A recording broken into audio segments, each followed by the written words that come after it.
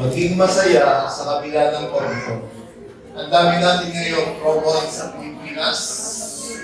Nagpaparamdam na sa Pilipinas, Lord, mga tanda, mayroon na namang lingkod, sunod-sunod na. Hindi ko ba? Kaya tayo ay maging mapagmasid dahil bakit tayo ay maiwan. Okay? Ang tema natin ngayon ay supporting God's mission.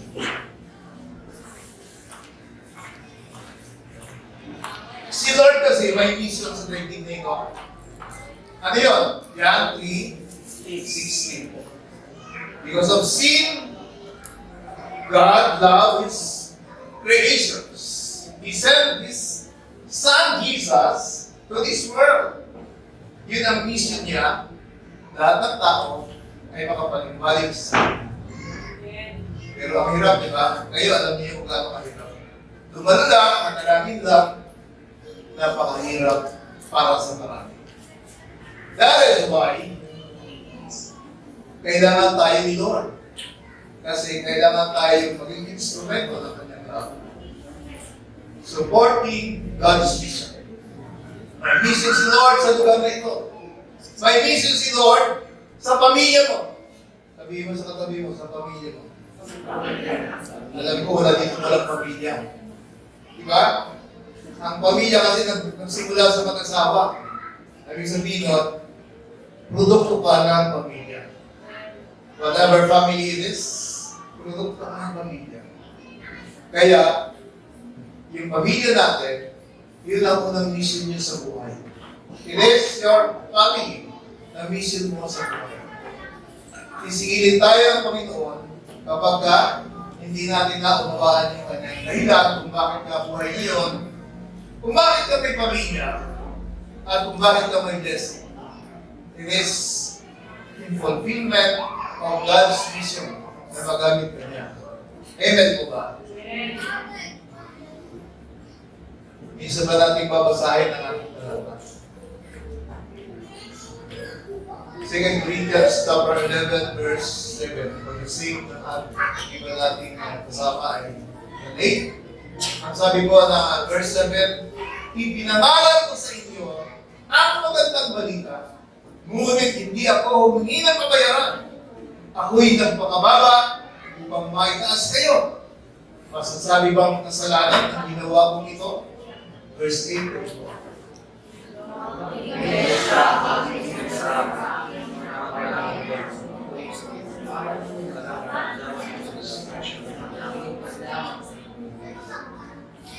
Verse 9. At ang ako'y kapusinyan, hindi ako nakabigat kaniniman sa inyo, sapagkat dinalhan ako ng tulong ng mga kapatid sa Macedonia. Mula sa Paul ay iniwasan ko makabigat sa inyo sa anumang paraan, at iyan ang gagawin ko habang panahon. Verse 10. Kayo po, ang ng Kristo ay nasa akin, hindi ako hinihigit sa pagmamalaki ito sa isang Verse 11. Bakit ko ginawa ito? Dahil ba sa hindi ko kayo mahal? Alam ng Diyos kung gaano ko kayo kamahal. Verse 12.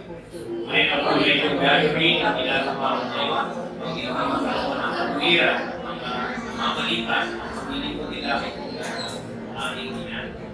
Verse 13. Hindi sila tunay na apostol, kundi mga mandaraya lamang, at nagpupunwaring mga apostol ni Kristo. 14. Kayo. Hindi ikaw ang pagkakas at alas pa sa mga mali na pwede na paliwanag. Verse 15. Kaya, hindi katakataka na magpunwaring lingkod ng katwiran ang kanyang mga lingkod. Ang kanilang nahihinatnan ay ayon lamang sa kanilang gawa. Muli tayo po tayo mananalangin. Father, thank you in the name of Jesus sa inyong masalita. Umaga namin itong pag-aaralan. Kayo, O Diyos, patuloy na pumilos sa puso at bawat isa ngayong umaga at pagpalain niyo po ang inyong masalita ngayong umaga na itatanim niyo po sa aming mga puso. Kaya ito po ay palaguin niyo po, Panginoon, upang magbunga po ang ang iyong mga salita sa buhay ng bawat isa sa amin. At magkaroon ng kaligtasan ang bawat pamilya ng sino mang narito ngayong umaga, Panginoon.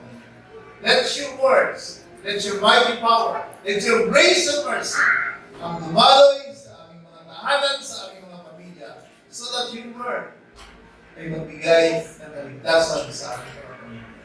Salamat po, Ama. In Jesus' name we pray. Amen. Para pa natin muli ang hallelujah. Diretso na tayo. 9:54 na pala. Ang setting natin or background, the situation in the Corinth. It is the book of Corinth. Ang nakalagay dyan ay Corinthians, di ba? Kasi may church doon na naitayo si Pablo sa Church of Corinth. Ano ba yung Corinth or Achaia? Yung Achaia, yung isang province doon, the southern part of modern Greece. Mga estudyante, alam ko kung nasaan ang Greece? Nasaan? Kala ko sa video, nasa Pangasinan.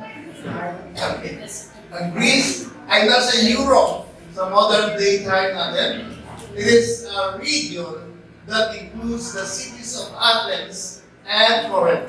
Yun yung Corinto, natin nag-aaral ngayon sa Corinto. So nagkaroon doon ng church, nasa panahon natin ngayon, yun ay southern part ng Greece. Ibig sabihin, malapit talaga yun sa Asia, sa Middle East. Doon, ito ang ating sitwasyon doon, a group of rival teachers kung Paul calls super apostles. Para mga very strong siguro itong mga nangangarap nito. Kasi yung influence nila ay nadaya nila yung Church of Corinth.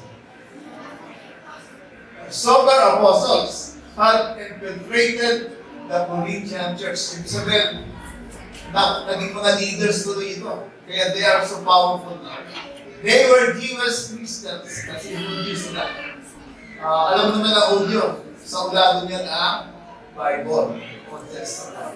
Kaya yung mga new converts ng mga Gentiles ay parati silang sa pagpapaliwanag, marami sa mga nagpilat ay hindi nila makontra kahit mali na yung kanilang itinuturo. Ang tawag sa kanila ni Pablo ay super apostles. They were Jewish Christians who boasted of their own impressive background. Impressive ang kanilang background. Di ba, meron nakapangaral din, namatay na siya yung halos parang pinapakita niya sa mga tao na hindi siya naghahawak ng Bible pero parang sa ulo niya ang Biblia. Very impressive. Marami na impress sa kanya. Kaya kahit ano sabihin yung mali, nagiging kapalipan-iwanan. Ito yun. Sa panahon nila, mayroon na rin gano'n. Who boasted of their own impressive background and tried to place believers under legalistic bondage kasi gusto nila dadaan pa rin sa circumcision kasi nagpangako ni Lord kay Abraham na magiging sign na kanyang mga descendants ay kailangan may circumcision. Pero naliwala din ang ating Panginoon na hindi na kailangan because ang hindi nila naintindihan na circumcision at tinutukoy ni Lord kung sila ay tumawid sa dagat, magiging circumcision nila in the heart, hindi physical. Doon po yun, kasi sumunod sila doon sa sinabi ng Moses na tumawid sa Lord. Then, yung lugar na yun kung saan nangyari ang circumcision of the heart nila. Kasi naging masunurin sila ng panahon nila. Kaya, ang pangalawa natin,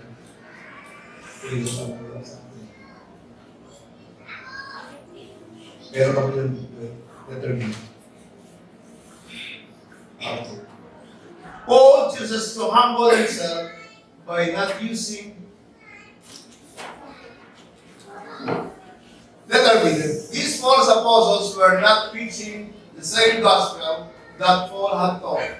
They were promoting another Jesus. Yun po yung dahilan kung bakit si Paul ay sumulat book na ito ng Corinth. Kasi delikado na yung ginagawa ng mga nangangaral ngayon. They were promoting another Jesus. Marami rin ngayon sa panahon natin, they were promoting Jesus, but it is another Jesus. Kaya tayo ay marami ngayong mga kulto na nagtitawag. And a different spirit leading the Corinthians away from a sincere and pure devotion to Jesus. Kaya marami na ngayon ang spirit of pride.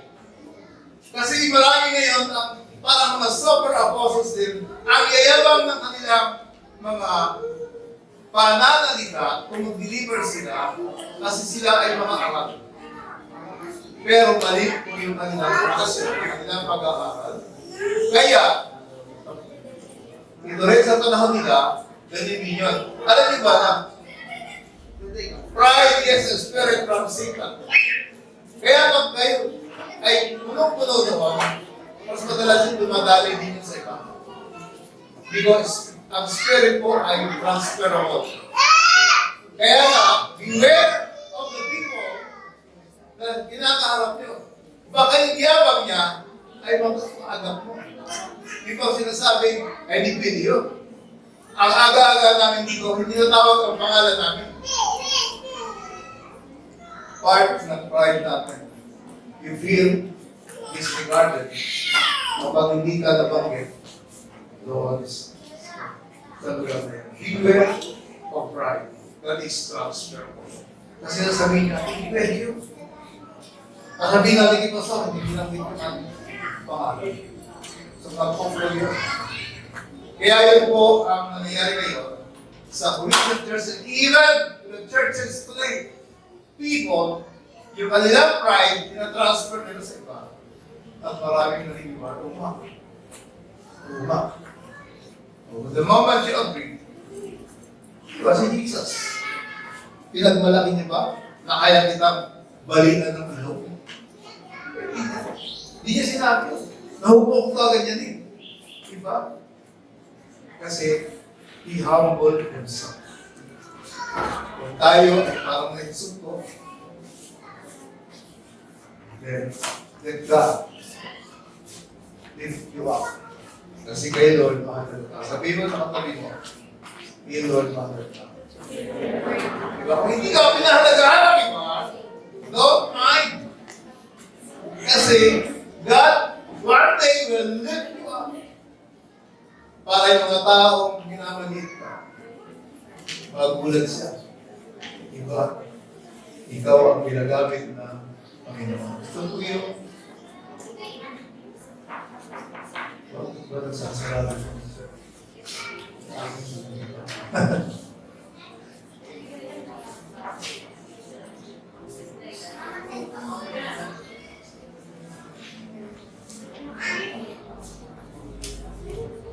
They were promoting another Jesus and a different spirit leading to the Corinthians away from a sincere and pure devotion to Christ.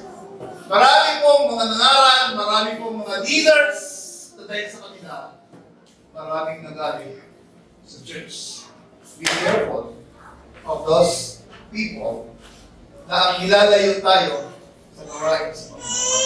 Kasi yan ang nangyari sa Corinth, leading the Corinthians away from a sincere and pure devotion to Jesus.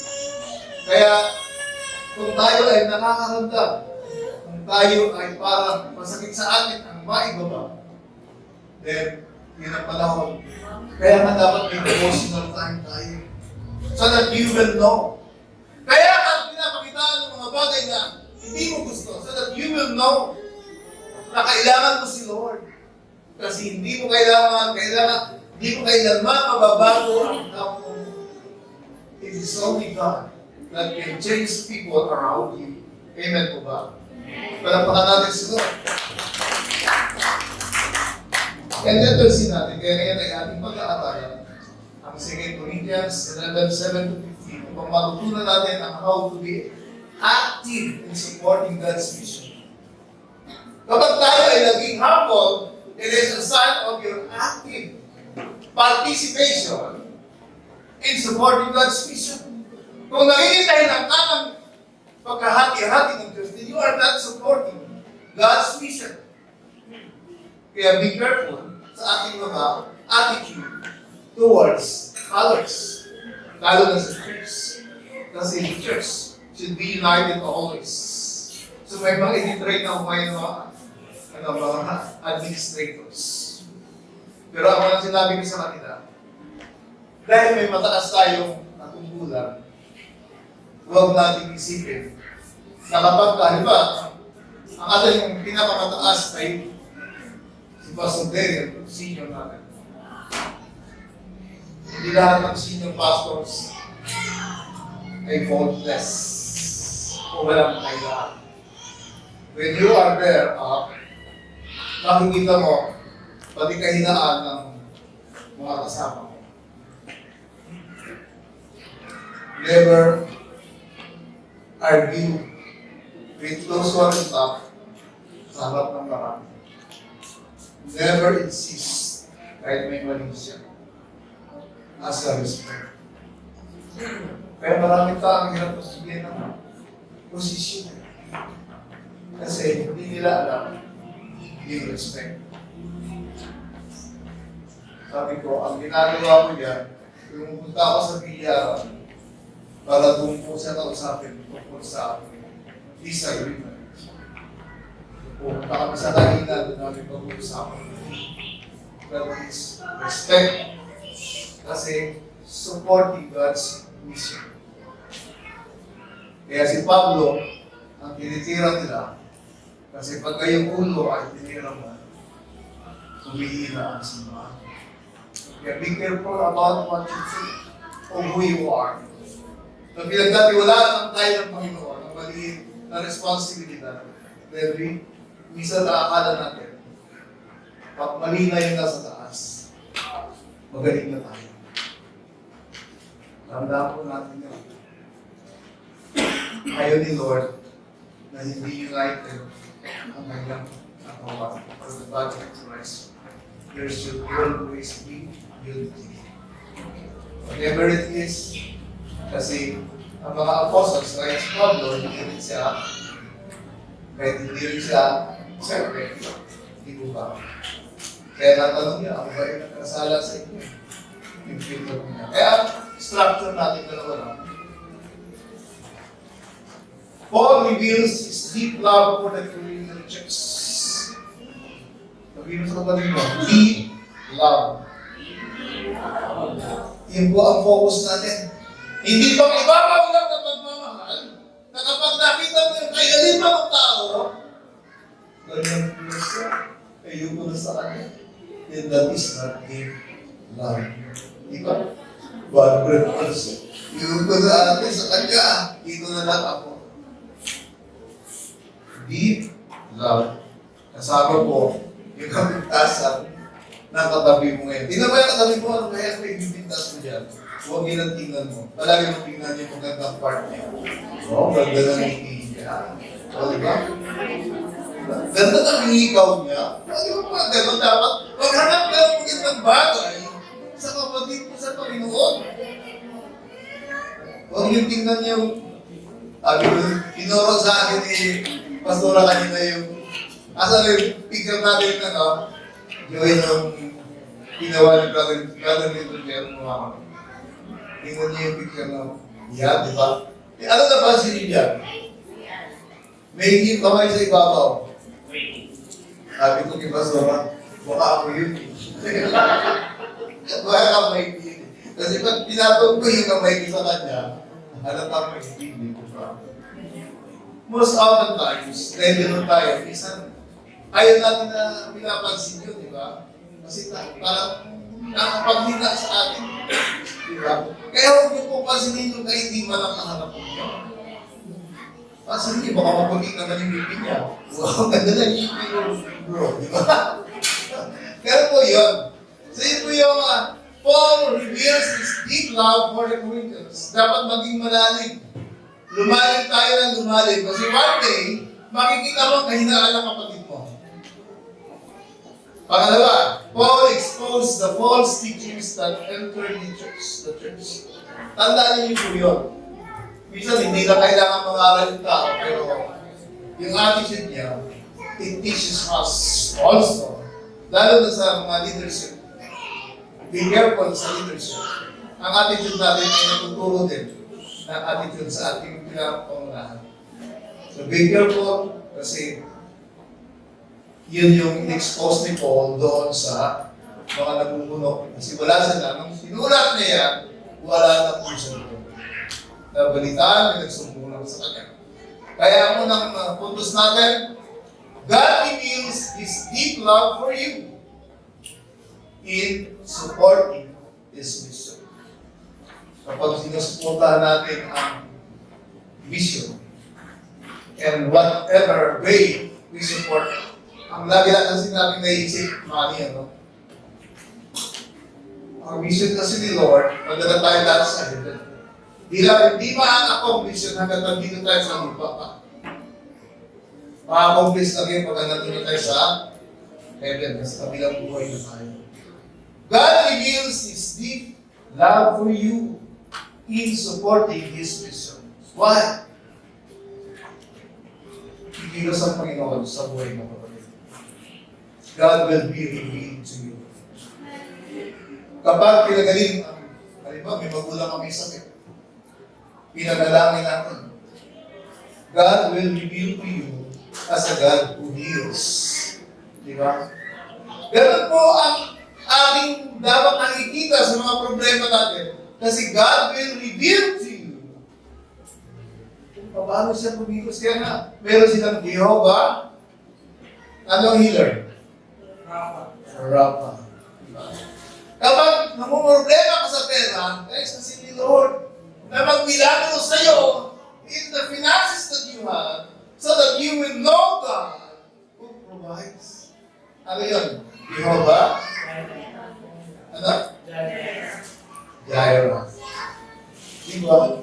Kaya huwag po kayo nalulungkot kapag dumadaan kayo sa mga pagsubok. So that the God na pinupuntahan mo nito ay makilala mo siya sa iba't ibang pangangailangan. And you will enjoy going to God. Kasi nakakita mo yung kita mo. O yung nakita mo yung kasama natin dito, pinagaling ng Lord. At nakilala mo yung nanay mo na sa diba? You will enjoy serving the Lord. Kaya hindi ka kailangan hinihila ba pagpunta sa gawain. Hindi ka kailangan ini-encourage pa na mag-pray. Simple naman, dami ng problema, hindi ka na nalalaman. How prideful you, the heart you have. Hindi ko, kaya-kaya mo lang sa kasi mga problema. Diba? Gusto mo pa ba magkasakit ka ng cancer? So that you will learn how to really pray. Hindi dapat mangyari yun. Kaya mo yung mga maliliit mong problema, nakuha mo si Lord, every day you have to pray. Amen mo ba? Parang pakala natin si Lord. Kaya nag-pray nga kami sa mga gano'n. Na-aksidente pa kami. O diba? Munti pa mawala ang pagkapastor ko. Kasi bumaba ko eh. Siya may dala eh. I-serve na ako. Biglang barak sa likod namin. Pero parang napansin ko, yung pastora eh, nakaramdo doon sa mga, ang dami sumisikit yun eh. Sa may simbahan na sa Buson. Pag gano'n, dami sumisikit. Eh wala kasing traffic enforcer. Bumaba ako. Sabi ko, bilangga mo kami ha? Ay, hindi po sir. Kayo po ang umatras sa amin. Tapos bumaba na rin siya. Hindi, bilangga mo kami. Eh, walang enforcer. Kahit sa barangay kami. Nung harap namin si Kapitana doon. Anak, piniremind ako doon. Anak, tinaasan mo ng boses ng mga. Kasi nakita ko siya. Nahina ako. Sabi ko, Ma'am, sige na ha. Ano ba na mangyari dito sa ating usapan nito? Humingi po ako ng sorry. Kasi nataas ang ng boses kanina. 2 beses ko siya tinaasan. Why? Niremind ako doon. Kasi yun ang weakness. Alam niya ng mga anak ko. Alam niya ni Gustavo. Kaya matuwa ka! Kapag na-remind ka ni Lord, na bumabalik ka ulit sa pinag-galing mo. Amen po ba? Palagpakan natin sa Lord. Alam pa, para lang tayo magkasundo, kailangan mo lang aminin na kami ang matras. Sabi ko, yun lang pala eh. Sige po. Aminin ng tatanggapin na lang. Ayaw nila tanggapin na sila yung nakapunta. Tatanggapin ko lang. Kami ang matras. Pero kasundo kami, nakanya-kanyang pinaturo sa akin ng anak ko. Pag magbayag eh, nakanya kayo. Ikaw po magbayag sa kanya. Hindi ko ba? So, gano'n ang list natin. May problem. Basta may problema ka kapatid, kailangan mo si Lord. Amen po ba? Palagpakan natin. Lord. Palagpakan natin. Kasi siya ang nagtanakis na tumulong sa atin. Kaya tamay problema. Sabi doon sa declaration natin, ipinangaral ko sa inyo ang magandang balita, ngunit hindi ako humingi ng kabayaran. Ako'y nagpakababa upang maitaas kayo. The Apostle Paul is asking if he committed sin by not accepting payment from the Corinthian church. Naalala ko ng araw, may kapitbahay ko kay Sir Siki. Tanda na siya, pag tinulungan ko siya, hindi pwedeng hindi niya ako babayaran. Sa anumang parang why? Part of the drive of people niya. Ayaw kasi magkaroon ng utang na loob. Ang hirap lumulog doon. Pero, nirespeto ko siya doon kasi panahon bata pa ako. Mga 23 years old na ako. Kaya katandaan. Kaya lagi ko siya tinutulungan. Pero kahit pagkain, ipipilit na yun, iahapon niya sa bahay ko. Kasi ayaw niya magkaroon ng utang na loob. Pag ginaya niya yun, yung spirit niya, napunta rin sa iyo. Diba? Pansinin niyo how you will see people, the transference of spirit. Naalala ko yung mga pastor namin, may bigyan, pumunta lang. Tapos, yung magpalayas na lang, i-break. Brother, magpapalayas, hindi mo mga kilala kung ano, baka babaero yan eh. Tatransfer din sa inyo pagka babaero niya. Ganun yung una kong pastor na sa Foursquare. Totoo kasi yun.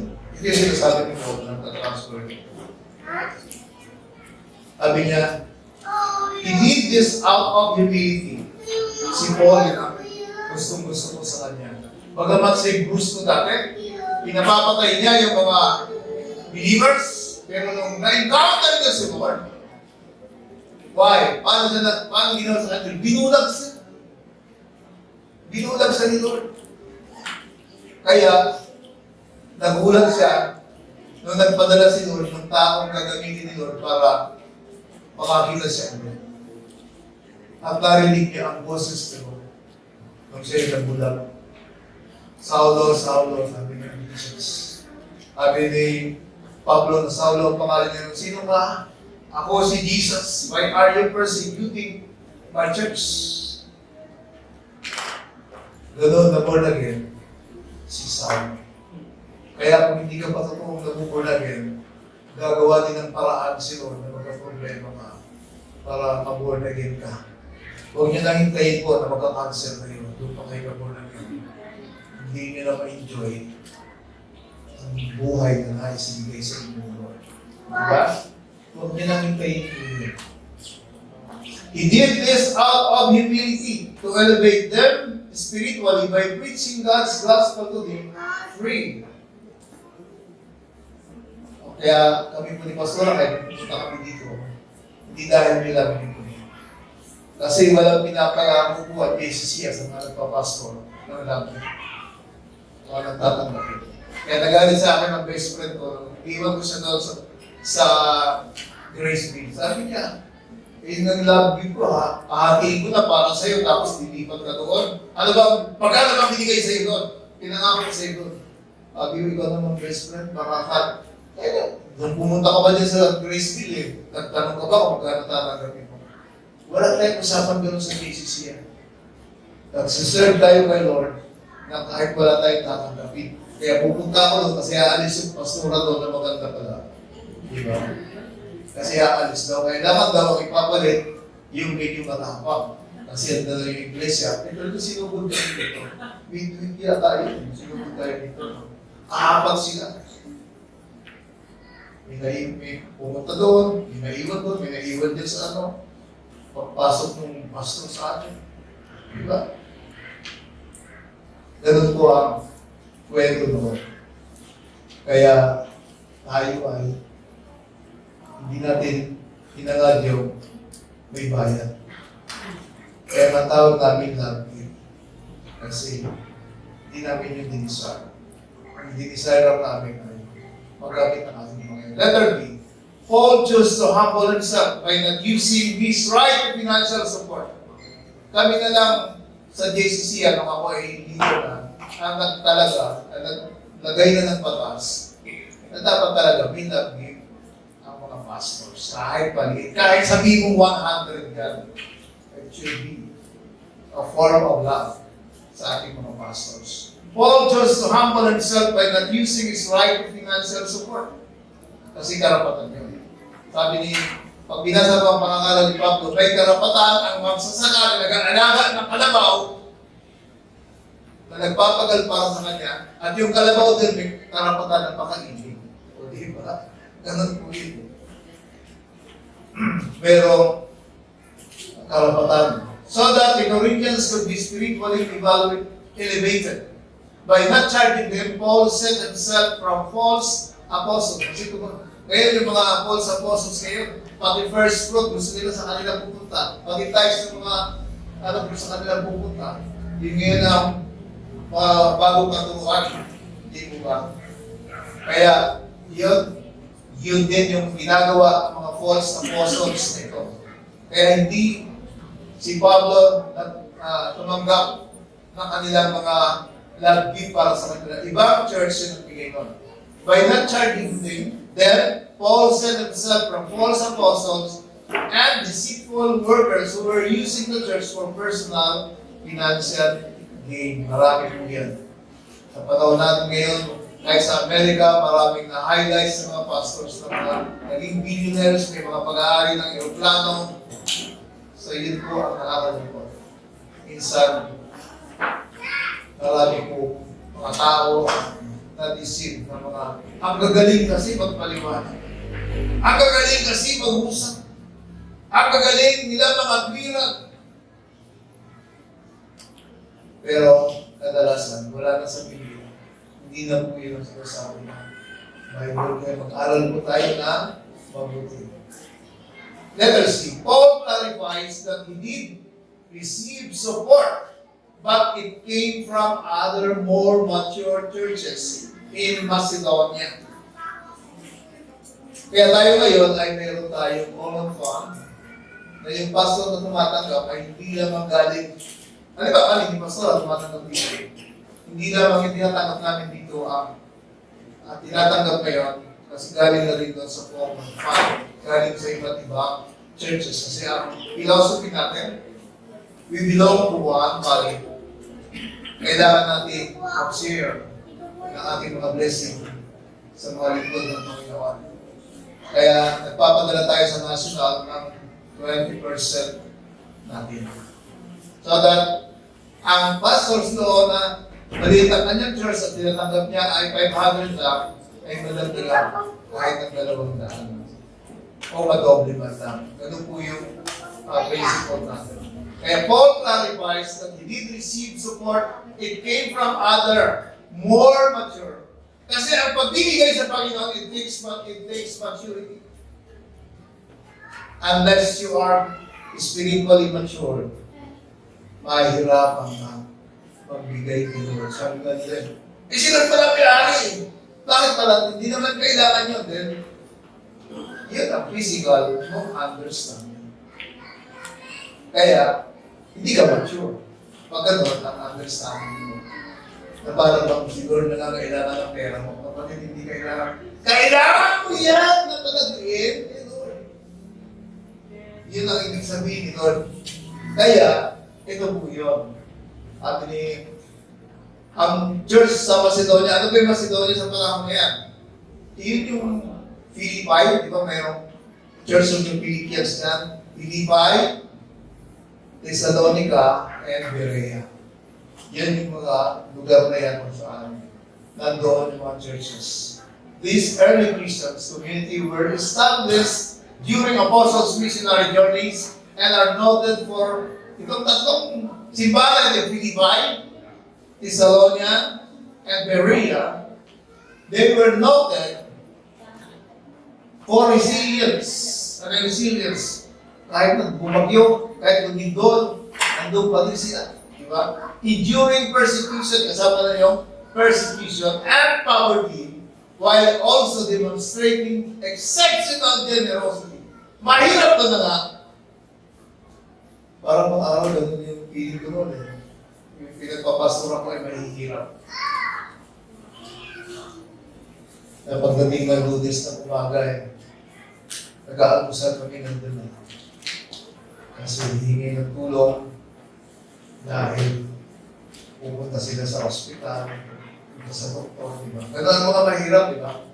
Kung kikibot, kailangan ng tulong, di ba? Pero dumating ang panahon na sila ay pinagpala ng Panginoon. Kasi hindi mo pala natulihin tayo sa kalagayan. Tandaan niyo po yun.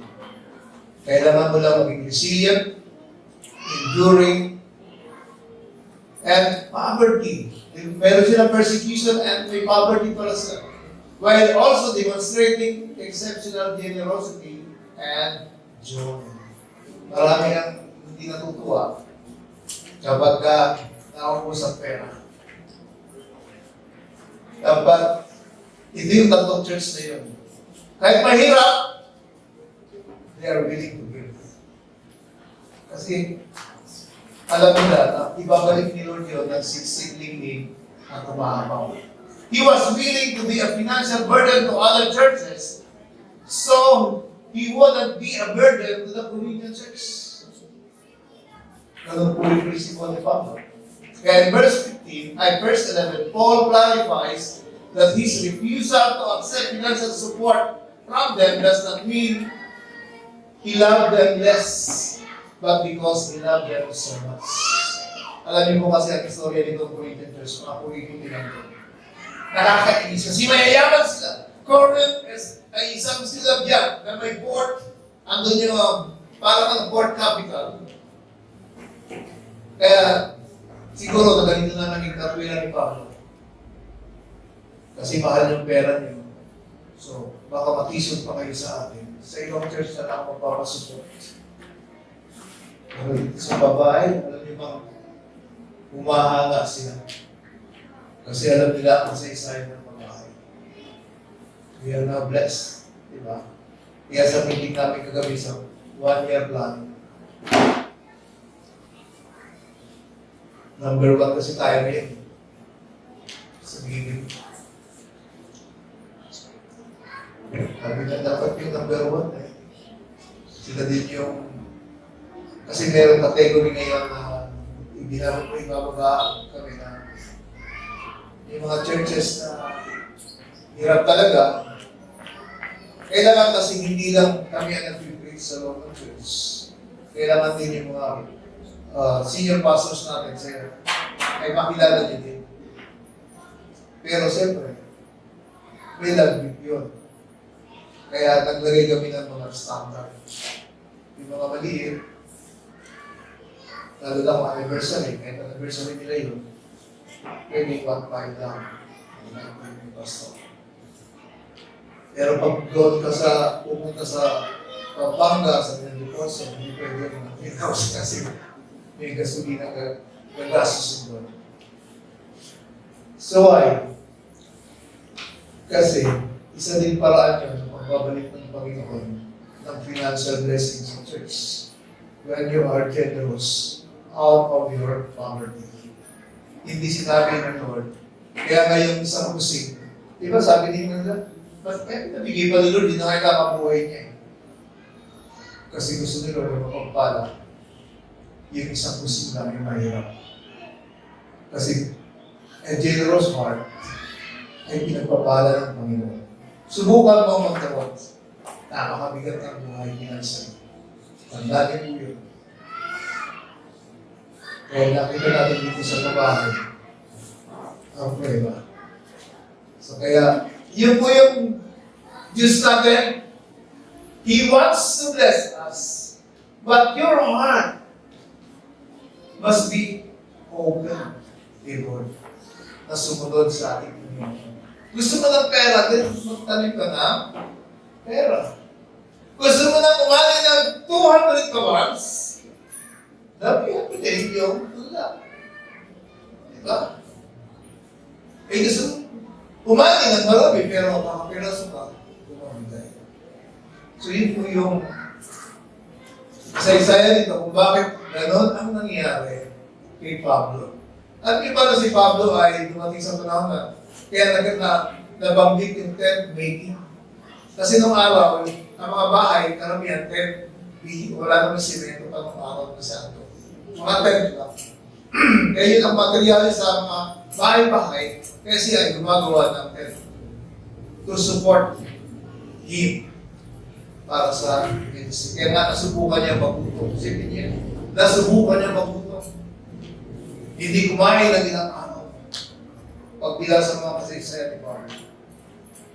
Pero nagpapatuloy siya. Kasi naniniwala siya. Part lang yun ng humbling himself. Kasi si Pablo, kung pagyayabang lang ang pag-uusapan, sabi niya, ako yung lahi ko ay pinakapuno. Diba? Puro Hudyo. The tribe of Benjamin. Diba? May pangalawa, God exposed the false teachings that entered the church. Hindi kailangan may mangaral dito. Sa panahon natin ngayon, ang cellphone ninyo, ang media, there are so much false teaching there. Yung iba nga, natuklasan, gumagamit ng mga fake, ng mga milagro. Di ba? Kung kunyari, lungkos siya, babayaran siya. So, live television, bigla siya makakalaman. Di ba? Ginagawa na ngayon yun, lalo na sa Amerika. Ginagawa nila yun. Kasi, di ba?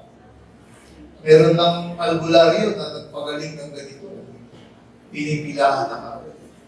Di ba? Kasi gano'n ang tao. Na-amaze sila sa mga kapangalan. Alam niyo ba yung gawin ka lang ni Lord ng milyonaryo? Sino dito gusto ng milyonaryo? Di ba kapanghabang hayop? Kapanghabang hayop. Kaya gawin ni Lord siya. Di ba? Kaya in verse 13, hindi sila tunay na apostol. Hindi sila tunay na mga aral. Hindi sila tunay na lingkod ng ating Panginoon. Because Jesus never told yung kanilang mga ipinapangaral. Hindi sila tunay na mga apostol, kundi mga mandalaya lamang at nagpupunwaring mga apostol ni Kristo. This verse is a warning to the church in Corinth and to believers in all generations. Hindi lang sa kanilang panahon yung nangyayari. Pansinin niyo po, kasi ang diablo po ang author ng mga confusion, ng mga lies, kasi gusto nila ibagsak si Lord. Mula doon sa Eden, nagpapatuloy ang trabaho ng diablo. Kahit ang binagsak na sila rito, hindi sila makapasok sa heaven. Nagpapatuloy sila ng kanilang adhikain to rebel against God.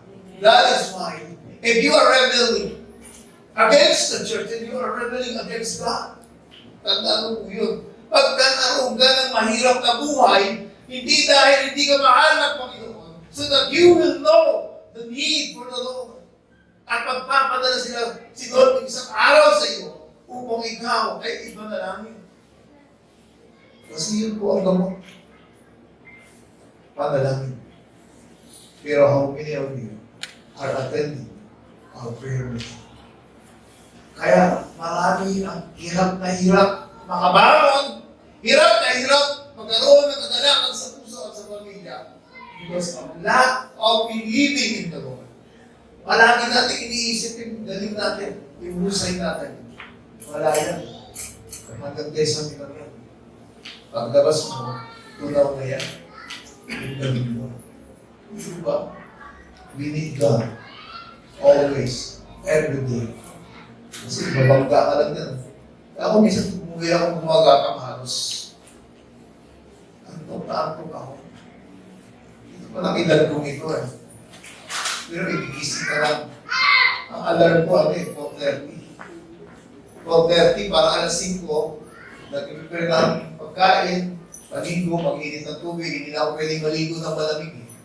Talagang init na. Nung araw si Pastor Budi, kumulat ako, laging iniinit ang, nandun tayo sa Pexon, iniinit ang tubig niya. Ako, di ba, hindi mo ako nakita nag-iinit ang tubig niya. Pero ngayon, hindi ka. Hindi ko nakakain. Malamig. Tapos lalabas ako ng alas 4. Kaya pala yung ibang matatanda nagnanap yun. Yung kailangan minute. Nalala ko si Maring Yes yung mga sabi ko, Pastor, pwede mo kahit 30 minutes? Sige, hindi ako matutulog. Hindi ako natutulog sa tanghali. Sige, magano ka ba diyan? Pero pag may magbabayad ka ako, gising ka. Kasama ko siya. Pinapayagan ko siya. Kasi sa edad niya, kaya na ako mas matanda, kailangan naman. Pag-apang akong binaybay yun, kalaban ko, antok lang. Kung tignan ako makabangga ng tricycle. Nagulat na lang ako, yung tricycle nandiyan na sa gilid ko. Hindi ko na nakita yun. Sabi ko kaya meron pala mga nakakulero na yun. Saan ko? Hindi niya nakita. Mabuti, nalagpasan ko. Yung nandun pala sa gilid ko, nakatingin na sa akin. Di ba? Doon na ako nagising. Naradalangin ako. Bago pumasok sa trabaho. Kahit bago ako patakbo ng kotse. Pero there are things na gumagawa rin ng Diablo. Alam ng Diablo kung sino ang Kristo. Ang alam niya kung sino yung pag. Hindi ka naman magpupukusan ng Diablo pagkat kanya ka eh. Ang pinagpupukusan ng Diablo yung mga anak ng Diyos. Gumagawa sila ng paraan. Hindi ikaw kasi hindi ka niya kaya. Pero yung mga nasa paligid mo, kaya niyang i-induce yun. Para magkaroon ka ng aksidente, magkaroon ka ng problema sa buhay, para magaling ka sa Diyos natin. And God is faithful. Kahit na halos nakapikit na ako, hindi niya inalaw na makabangga ako ng tricycle. Amen po ba? Palakpakan natin si Lord.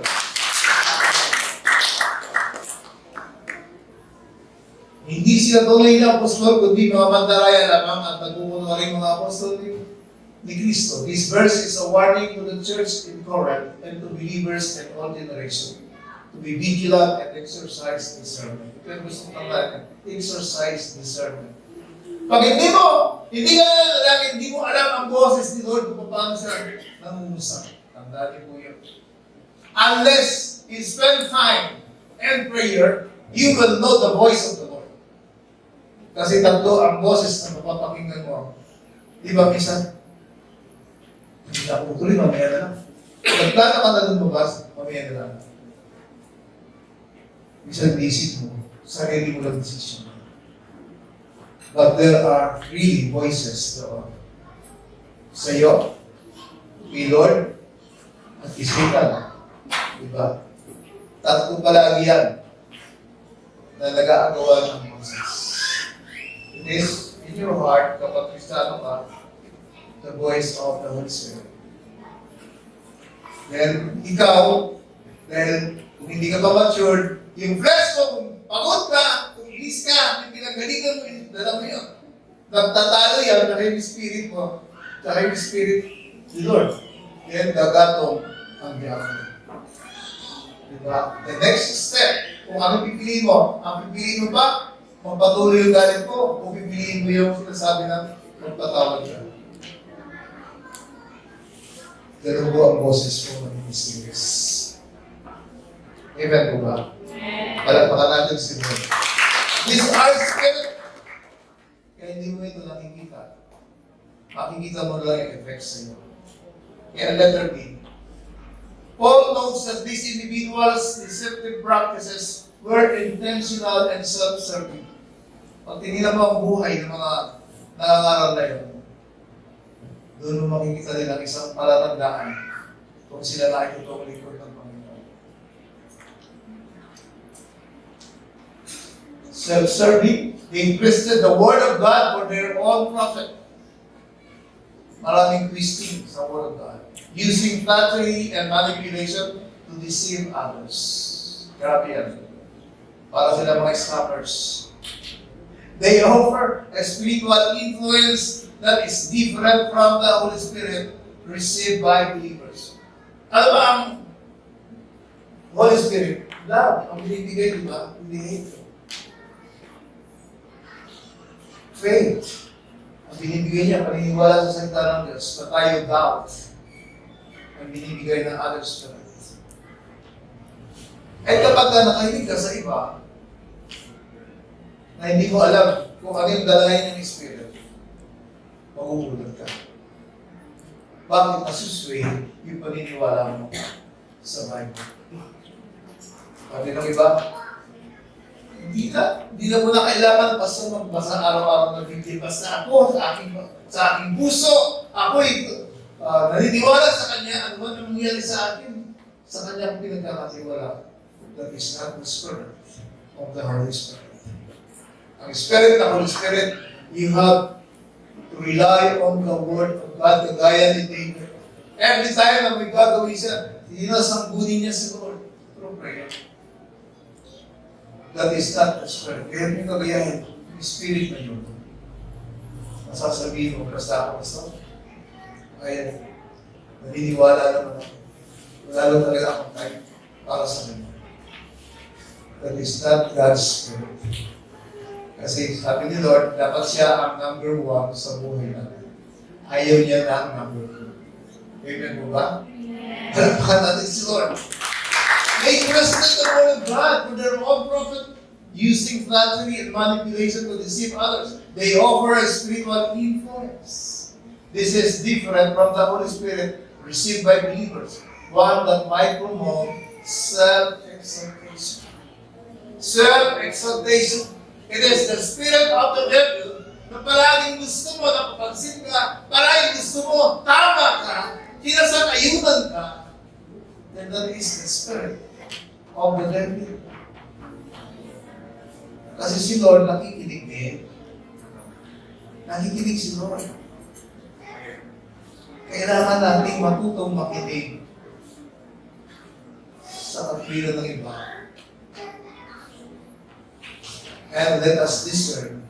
Kaya nasabi ko palagi, ang Word of God is always two-edged. Nakita mo, mali ginagawa ng kapatid mo. Ano ang sinasabi mo sa kapila? Ano ang gagawin mo sa mali ng kapatid mo na gumagawa ng mali? Gusto lang, pareho. Diba? Pag nilayaw mo siya, hindi mo na yan. Ayaw ko sa kanya kusap, kasi hindi ko kaya bali. Kaya nga pinakita sa iyo yan eh. There's problem in your heart. Kuha niyo ba? Paano tayo lalagot? Sa ating paglilingkod sa Panginoon. Para maging masaya ka lang natin. Kasi ang tingin mo sa Kanya, ministry. You have to minister. Wala dito. Diba? Pakainin mo muna. Huwag lang may sili kasi ayaw niya rin. Para, pag pinagpakainin mo isang tao, magsalita ka sa Kanya. Masaya siya makikinig. Di ba? Ganun po ang ministry. Kaya mga bata ito, sinisingin na kami. Hindi na nakuha kami dito. Tapos, nag-schedule si Mami Ellen ng lagi namin kahapon. Di ba, agad kami kailangan ng pastora kasi ako mag-aasika sa pagkakalo. Kaya, noong Friday, nag-upay mo ako, apply mo lang bakit meron ko yung gawain ngayon. Ay, alas 12 yung call time. Kaya kailangan lumabas ng alas 12. Minsan na lang dyan ako, galit eh. Pero pag alas 12, paalis na ako, may nag-away pa. Estudyante. Hindi ko ba? Kaya nadibili ako ng... Ganun lang dyan ako. Minsan, may gawain ka, may gawain. Doon gigigisan. Kaya, kailangan natin nadi-discern ang mga nangyayari sa buhay natin. Kung may ginagawa ang diablo, mas madalas yung kahinaan mo ang gagawin mo. To promote self-exaltation rather God's glory. Letter C. True support for the mission is an act of genuine love. Para yung mission ni Lord ay masuportahan mo, you should learn to act the genuine love na binibigay sa iyo ng ating Panginoon. And generous stewardship. Ito, example dito, kasi it's about giving. Yung tinutukoy dito ni Pablo, na kung sa tingin natin para sa nagtatampo, ayaw niya tumanggap sa Corinthians, sa iba na lang. Pero hindi yun ang sabi niya. Hindi yun ang purpose niya. True support for the mission is an act of genuine love and generous stewardship. Ano ba yung generous stewardship? Inuho na sa listahan ng gastusin ang tithes and offerings. That is stewardship.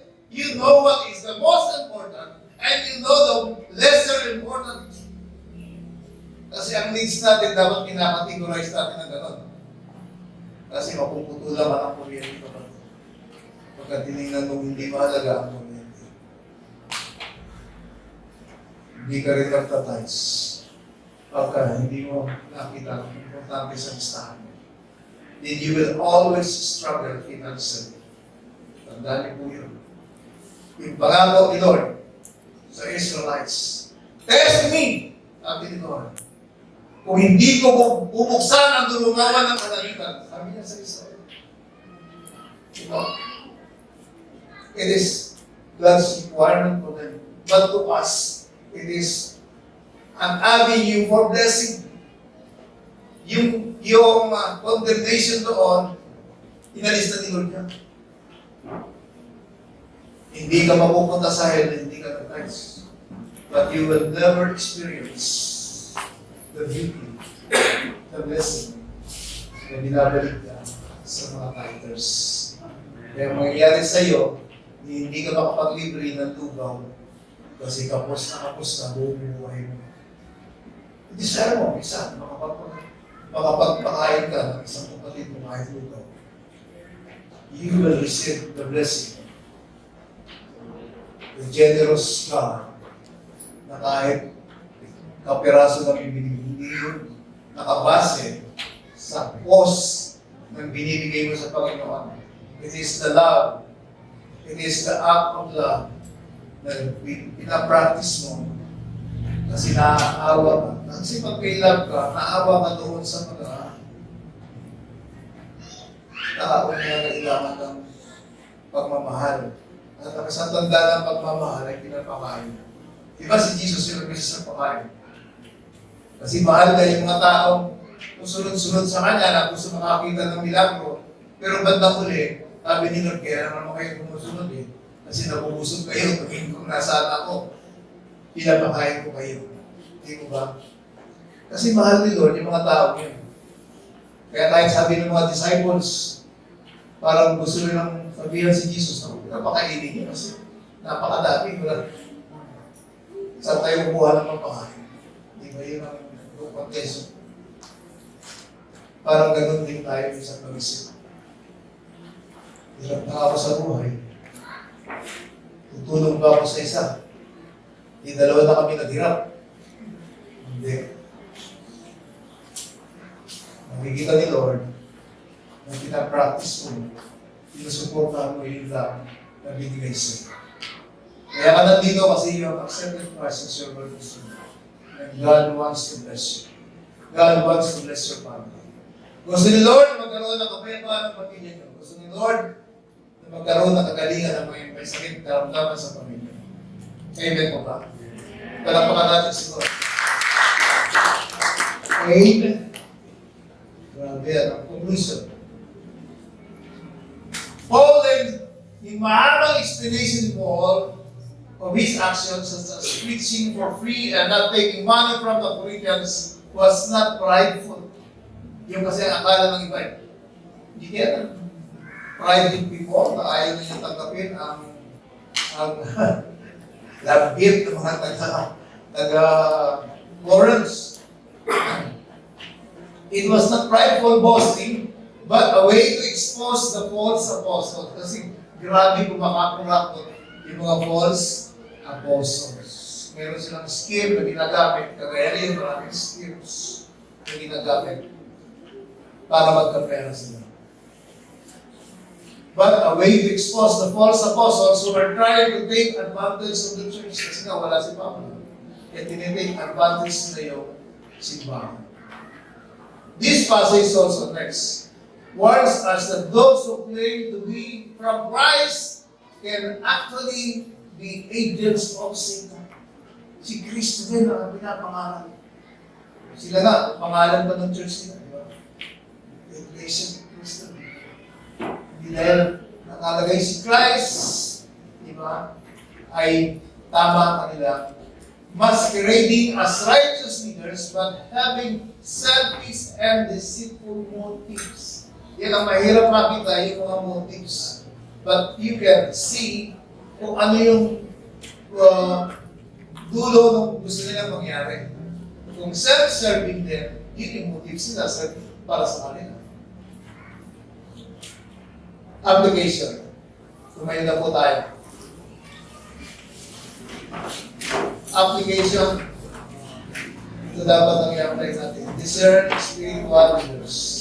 Lahat ng leaders, maging sa DCCR o sa ibang churches,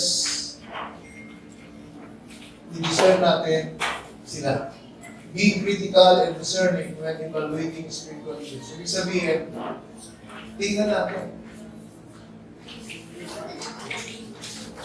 Huwag lang basta maniniwala sa mga charismatic speeches and self-promotion to see if their actions align with their message. Meron tayong inibitahan minsan na guest. Dapat siya ay mag-testimony nila, pero nag-preach siya. Hindi na mapigilan ng ating mga. Nag-preach siya, tapos tinuturo niya kasi ang first fruit offering na ibibigay sa pastor. Hindi po natin tinanggap yung kasi dapat kay Lord. Pagkabat kasi sa lumang tipan, yung first fruit na yun ay binibigay nila sa mga parang. But we don't practice that. Pwede niyong gawin, pero sa church po yun talaga. Kasi self-serving. Okay, kasi sa church naman, ang lahat ng offering din, may bahagi ang pastor.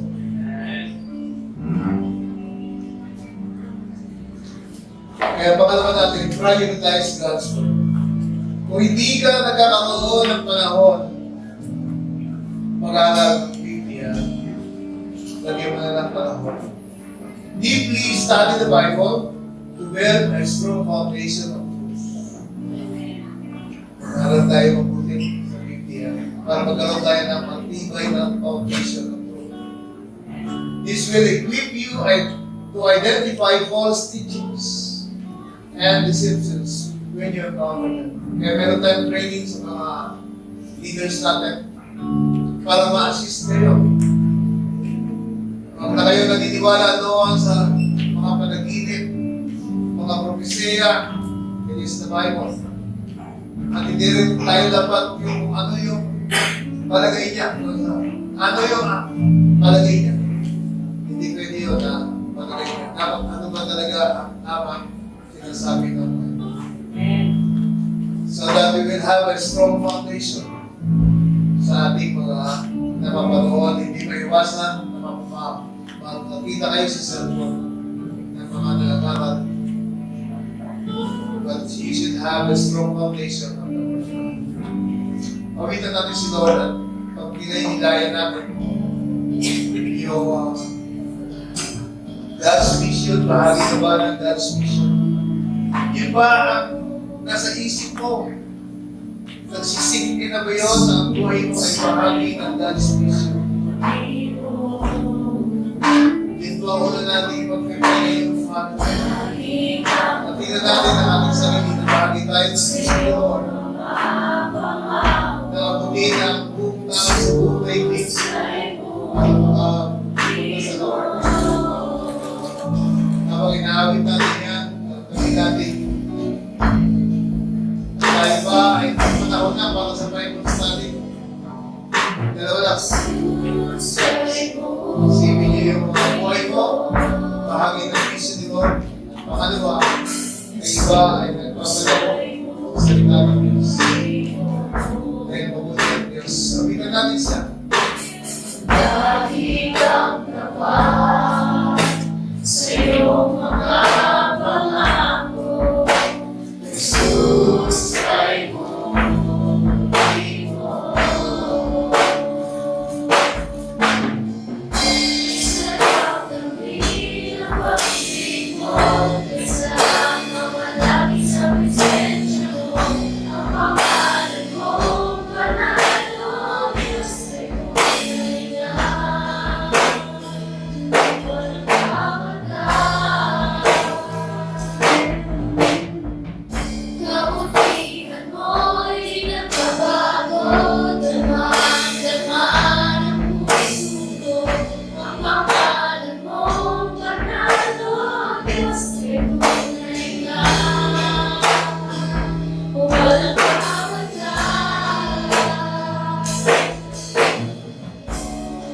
Yes, Lord, salamat po kayo.